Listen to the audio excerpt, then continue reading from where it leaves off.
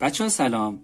نشانه امروز ما یک خانواده خیلی شلوغ و پرجمعیتن. یک خانواده 4 نفره. اول اسامی این 4 نفر رو یاد میگیریم و بعدش من بهتون میگم چجوری اینها رو خوشخط بنویسیم. خب نفر اول اسمش چیه؟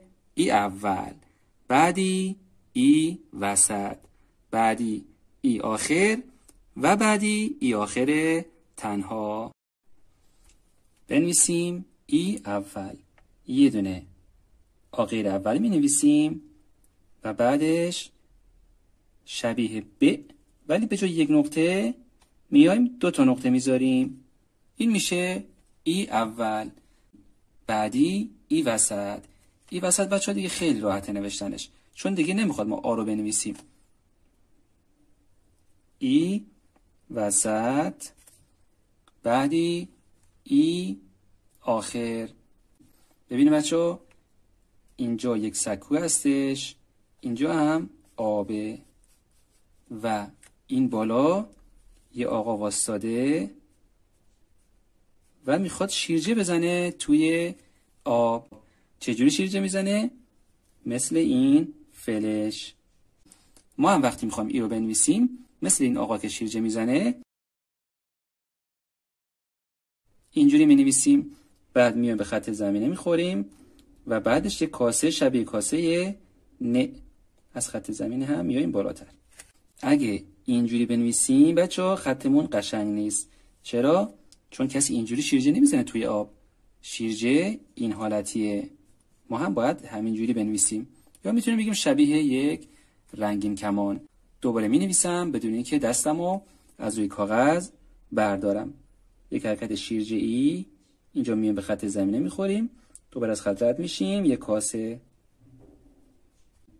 و حالا ای آخر تنها. یه دونه آخر اول و بعدش ای. خانواده‌های گرامی، در کتابکار زیبانویسی مهد خط برای این نشانه یک صفحه خیلی جذاب طراحی کردیم.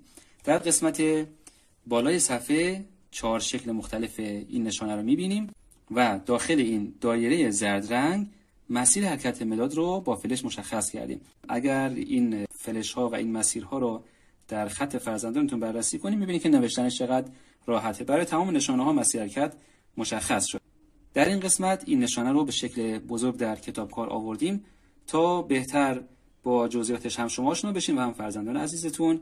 مشخصاتش رو اینجا نوشتیم و بعد دیگه نقطه چین ها رو باید فرزندشون به هم وصل کنه که خب در یادگیری خط خیلی خیلی کمک میکنه. مسیر حرکت رو کاملا با وصل کردن این نقطه ها درک میکنه و متوجه میشه که چجوری باید بنویسه. و 2 خط هم به صورت کمرنگ اومده که خب در یادگیری خط کمک میکنه هم به افراد بزرگسال و هم به دانش آموزان عزیز کلاس اول و دوم.